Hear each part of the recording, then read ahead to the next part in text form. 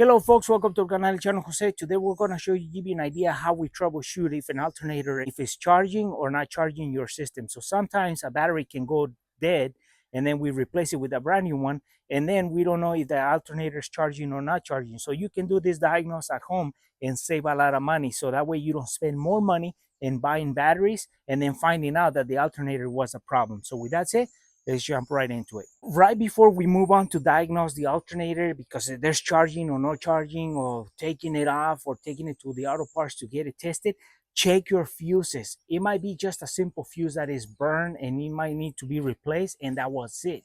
So before you start moving on to bigger components, always start with your fuses, because a fuse can cost you $1 or $2, and it can save you headaches of taking a component out, putting it in, and then the new component don't charge because all of it, because it was a fuse that was burned and you just went for the bigger stuff. So check your fuses before we move on to diagnose the alternator. So you check your fuses and everything looks normal. There's not a single fuse that is burned or needs to be replaced. So now before you start moving on to diagnose the voltage and everything, make sure that the belt that spins the alternator, if it's a B belt or a serpentine belt, make sure that that belt is actually there, because sometimes a belt might snap in the way home and it just drops into the road and you keep on driving, and the battery juice is just going to allow you to drive so much time until the battery dries out. So before you start moving on to the bigger components, check if the belt is there, and try to crank the engine over and see if the alternator moves, everything moves like it should. And if everything looks normal, then you know that it's not a belt problem. So now we get a multimeter and we're going to check with DC, direct current. We're going to check the voltage at the battery when the engine is turned off. So we're going to check the voltage there. Then once we annotate the reading, then we turn on our engine, and then we're going to make sure that then we test again for voltage. At this point, once the engine is running, the voltage should be about 14.2, 14.6 voltage, because the alternator is producing energy. So if that voltage hasn't changed from when it was off to when you turn on the engine and it's actually dropping, then that means your alternator is not producing any power, any voltage. So now we can take that one off and then take it to the auto parts, and they can retest the alternator and see if that's a problem.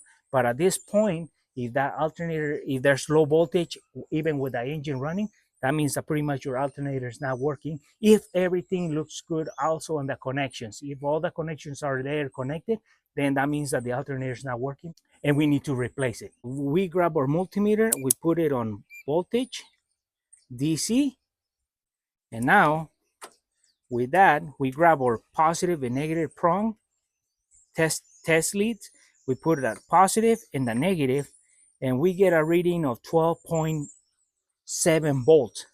So that means this is what's right now at the battery with the engine turned off. So one thing is going to happen once we turn on the engine, is going to go up or is going to go down the voltage. If that voltage starts going up slowly, but then it starts dropping and it goes up slowly, what that means is that the alternator is not producing enough voltage for what the engine is asking for, like for the fuel pump, all the electric components. They're gonna just fail because the voltage is not enough that is being produced by the alternator. It's producing voltage if it goes up, but it's not keeping up with the demand. But if our voltage starts dropping as soon as that engine turns on, that means that the alternator automatically is not producing any voltage, and the engine is running just out of the battery until it drains out. So we're going to turn on our engine and see what happens to the voltage.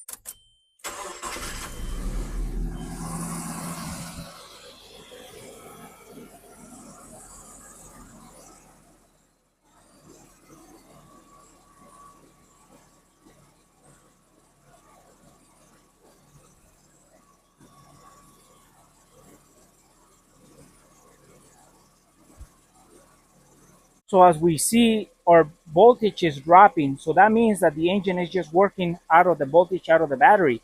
So we're going to prove that if we disconnect one of the cables from the battery, the engine is going to shut down, because the alternator should keep the demand of the engine while it's running. But if the battery is the only source of power, the engine is going to turn off. So we're going to prove that. So we disconnected our auxiliary battery that we had connected to this to produce power, because this was pretty much dead. So now that there's no cables other than the two terminals to the battery, we're going to disconnect the negative and the engine's going to shut down.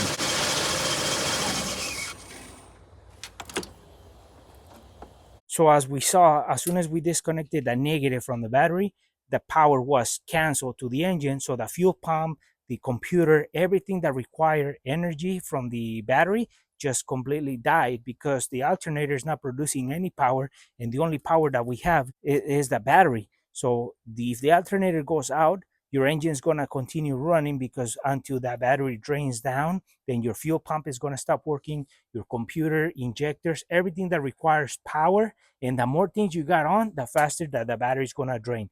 So that's why, because the battery is a source of power at this point, and all the electronics are going to stop working because they require voltage. Well, folks, hopefully this video was useful and helpful on how you can diagnose an alternator or charging system at home before you start taking it to shops or start replacing components. So you check your fuses, check the belts, check the connections, and then you can actually check the voltage with the engine turn off, check voltage, and then once you turn on the engine, the voltage should read, if your alternator is charging correctly, about 14.2 and a little bit higher.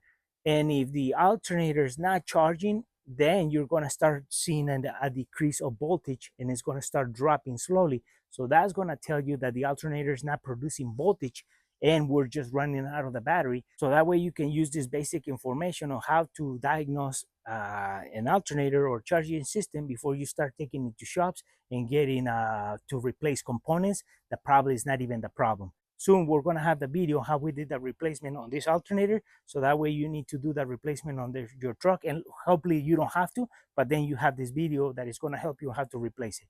So with that said, folks, for friends who are watching our video, haven't subscribed to our channel, please subscribe. If you like a video, give us thumbs up, share it, and we'll see you soon with more videos here in el canal, El Chano Jose.